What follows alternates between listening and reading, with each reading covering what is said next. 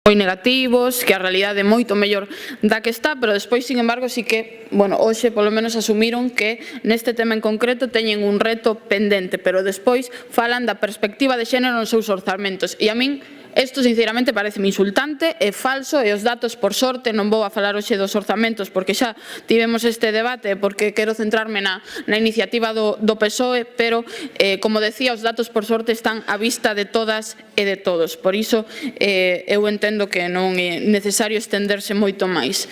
Dende En Marea votaremos a favor desta iniciativa porque nos entendemos que é especialmente preocupante a situación na que nos atopamos na administración autonómica, xa que esta debera dar exemplo nos avances para conquerir a igualdade, pero moitas veces vemos que isto queda en boas palabras, en boas intencións, tamén a veces en boas medidas legislativas e en boas plans, e nesto tamén quería falar do comentario que fixa a portavoz do Bloque Nacionalista Galego. Todo o que escribamos non servirá de nada se iso non vai detrás cun compromiso real de todas e de todos, e sobre todo de compromiso non verbal, sino tamén orzamentario.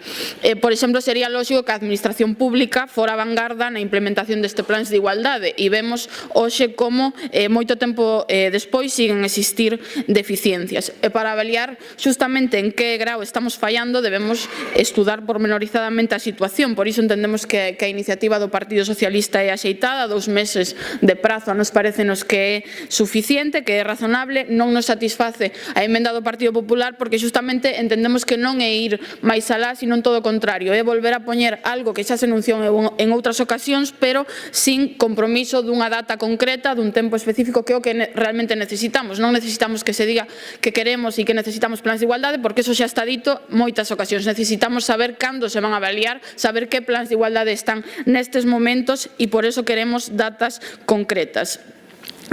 Despois, eu creo que é urxente que fagamos autocrítica e que faga o Goberno autocrítica, porque non entendemos nós que estemos nunha situación moi favorable, e aludir a que estamos mellor ao ano 2009 non deberá servir para frenarnos, sino todo o contrario. Hai que mellorar a perspectiva de xénero, que está ausente en moitos programas orzamentarios, nas normativas e nos plans de administración autonómica. E como xa decía, moitos destes avances sí que están recollidos na lei, pero debemos pensar que justamente cando vemos que estes avances están recollidos na lei e non sirven para avanzar na igualdade real, o que necesitaremos é pensar en que estamos fallando, avaliar todo o que poñemos, porque ao final non se traduce en melloras na igualdade de xénero.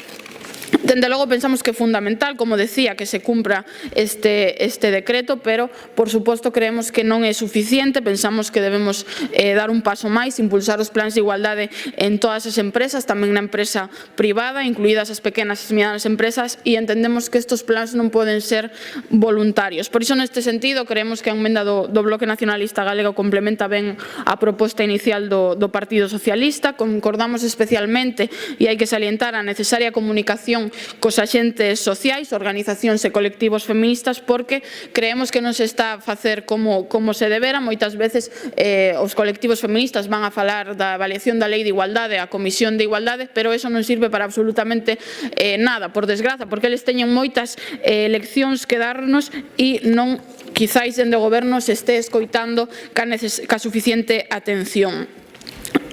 Eu creo que este tema sigue sendo un tema secundario. Sí que é certo que agora está moito máis na xenda política, falase máis, pero como se comentou, os plans ou son inexistentes, ou son insuficientes, ou son descoñecidos polos traballadores e polas traballadoras. E o que necesitamos, como decía, é pôr en práctica políticas feministas en todos os espazos. E sería fundamental que a administración pública dera exemplo. Amosen a súa vontade real, votando favorablemente. 2 meses é tempo suficiente, porque o que necesitamos é recursos, máis vontade política e menos discursos bonitos. Moitas gracias. Señora Quinteiro, ten a palabra por parte do Grupo Parlamentario Autor da Proposición non de Lei a señora Pierres López.